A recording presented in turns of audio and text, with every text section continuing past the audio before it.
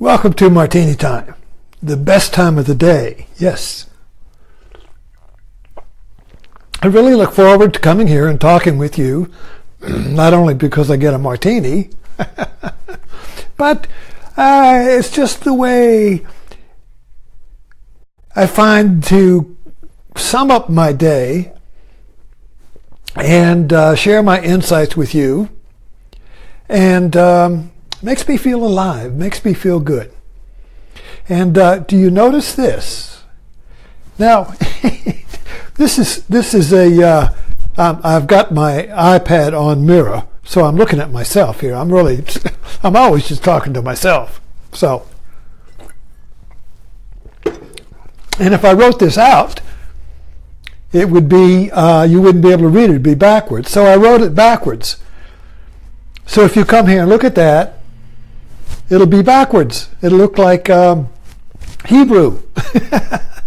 But anyway, www.tokillaminotaur.com is my blog.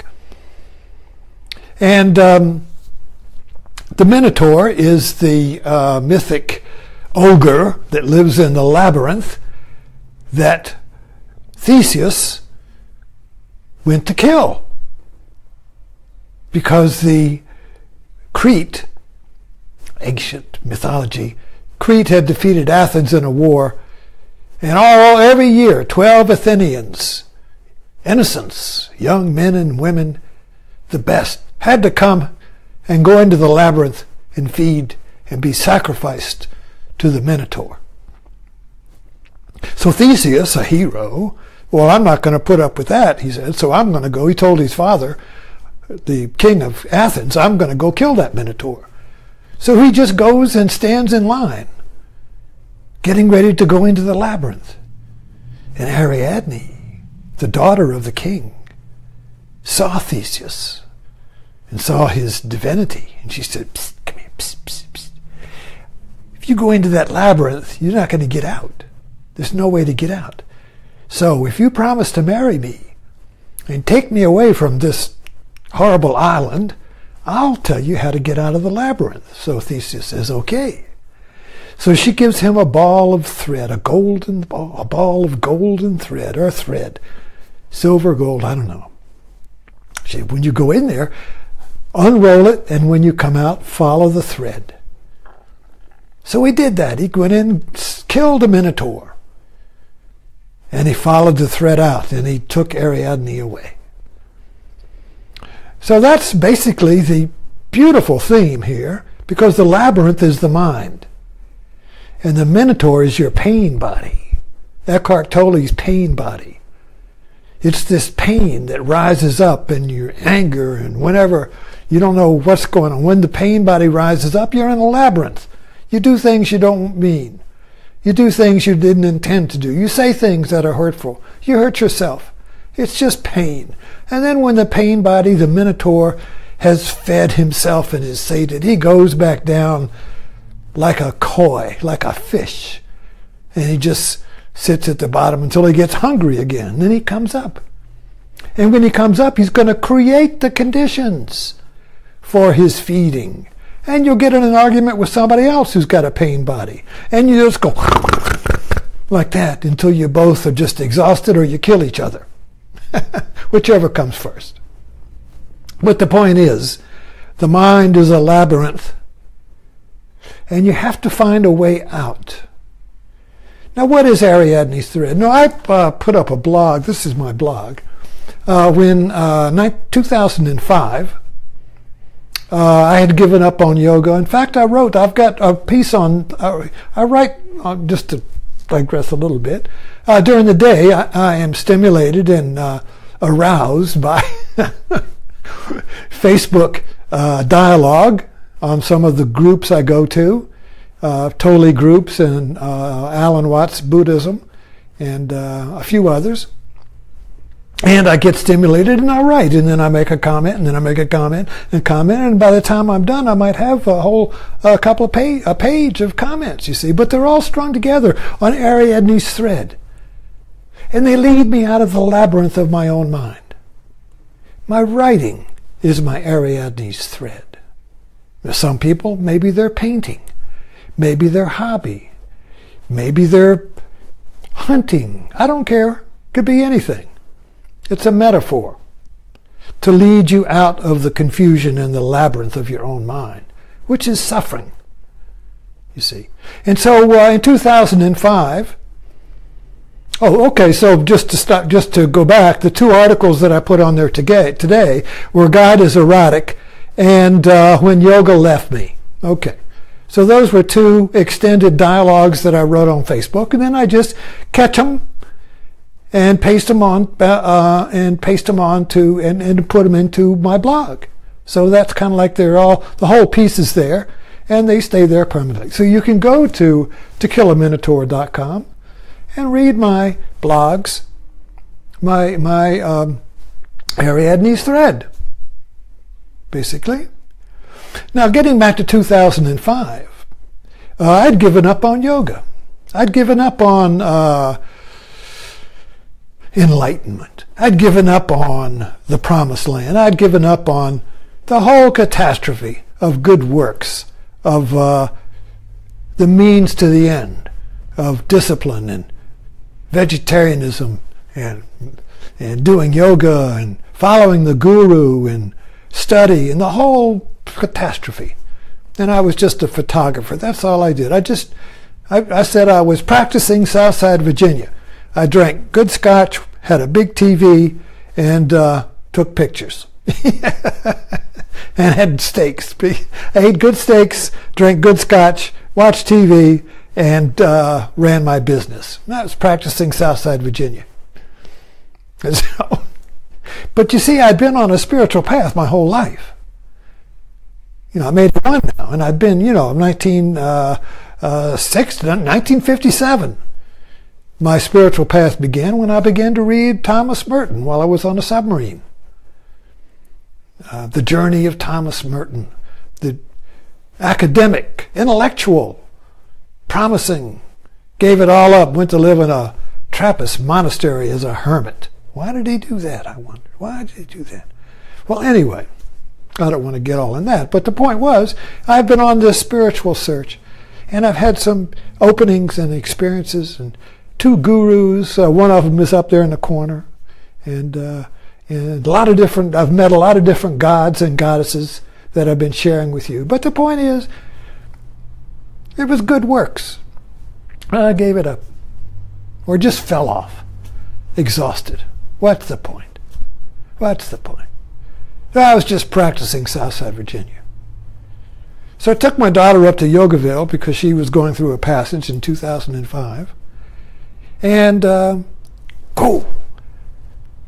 Dharma, I don't know what to call it. Something kicked inside and said, I'm alive. What shall I be? Something kicked inside, just like a pregnant woman, when the fetus kicks. Oh, something's alive. This is real now. This is real, you see. So when the Dharma, I call it, or if you're Christian, when Jesus kicks inside, or Buddha, when the Buddha kicks, something's real. And it's not language, it's not thought. Something is real. What is it? I don't know. I got to find out. That's the Ariadne's thread. You're in the labyrinth. You found a little corner where you can put your chair and have your scotch and your TV. And the Minotaur comes up once in a while, but he stays in back, doesn't bother you that much, And you got your little sun lamp maybe, and your little lounge chair there in the labyrinth, You make a little corner, and you keep away you keep it safe, you see, and you got your little job and your little relationship, you got your little pleasures, your comforts. You say, this is enough. I got some scotch and good steaks and big TV. This is enough. Well, it wasn't enough. It wasn't enough, you see. So it kicked. It kicked inside. Something's alive. What shall I be? There's a poem. Well, I can't remember it right now. Anyway, what happened and I call it the Dharma, or life, There's no name for it. You can name it anything. The Guru, Jesus, I don't care. Kuan Yin. You name it anything you want. But that's not what it is. When the fetus kicks inside of you, you may name it Susie or Bob or whatever, but that's not what it is. It's not Susie or Bob. That's just what you name it. That's just a word. But the actual kicking, the living thing, is not that word, is not the language. What is it? You don't know what it is. And then when it's born, you say, oh, that's what it is, but you still don't know what it is. You don't know what that child's going to be.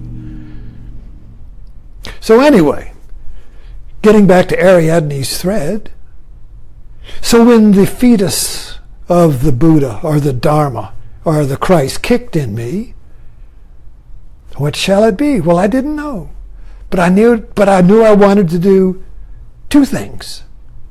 I wanted to start writing, and I wanted to start meditating. These two things. So every morning I just meditated 30 minutes. Now it's over an hour. When I go to bed, I meditate for a half hour. So I just do that. I don't do it for any reason. I don't do it for means to an end. I don't do it to gain something, to reach someplace, to make it to the promised land. I breathe, I eat, I meditate. And writing. So I started, at that time, 2005, I got a blog and I started writing. Didn't know what I was going to write about, I just wrote about anything. Nobody read it. So there was no reason to write. But like I meditated, I wrote. I wrote. Okay, I wrote about and what's going on today. Doesn't make any difference. You just you let your fingers go. Kind of like sitting down to a piano and just letting your fingers play the tune. What's the tune? I don't know. My fingers are doing it. You see, jazz. So I started writing a blog, and so then when Facebook came along, wow. I started writing on Facebook because people responded. Either said, you're an idiot, or they said, I like that. Or they asked questions so we get a little thing going. So I've been doing that since 2005. That's my Ariadne's thread. You see, because we're always in the labyrinth of the mind. You can't get out of your mind till you're dead. You see, we're in the mind, and the mind is the labyrinth. And there's always the Minotaur there, haunting you, running behind you. Who is the Minotaur? Well, if you don't turn and face it, it's the Minotaur. But if you turn and face it, it's you. If you turn and face the dragon, it's God. It's the goddess. It's the beloved. So I've been running from God all my life, you see, trying to get to God in the future. What do I have to do? Yoga, meditation, study, good works. You see. And then when it all fell off, because I said, what's the point? It came back. But I didn't chase it. It came back and knocked it. Are you okay? Are you okay? You're not chasing me. Why? You were chasing me your whole life, and now you're not chasing me. Are you okay? Kick, you see. It's alive. I'm alive. So we have to find an Ariadne's thread. I don't care what it is. You have to create it. But it's where you find, and Joseph Campbell calls it, following your bliss. So Ariadne's thread is your bliss. So you do what gives you bliss. It gives you completeness. It gives you a sense of being. A sense of being whole. A sense of being home, you see. A sense of being real. That's all the fetus wants when it kicks in the womb of your mind. It wants to be real. It wants to be born. And how do you have to give it a form. Your art. I don't care, your craft. Something, you see. Your relationships. Your cooking. Your workshop. Your job. All of these can be Ariadne's thread. All of these can be your pathway of bliss. Thanks for dropping in.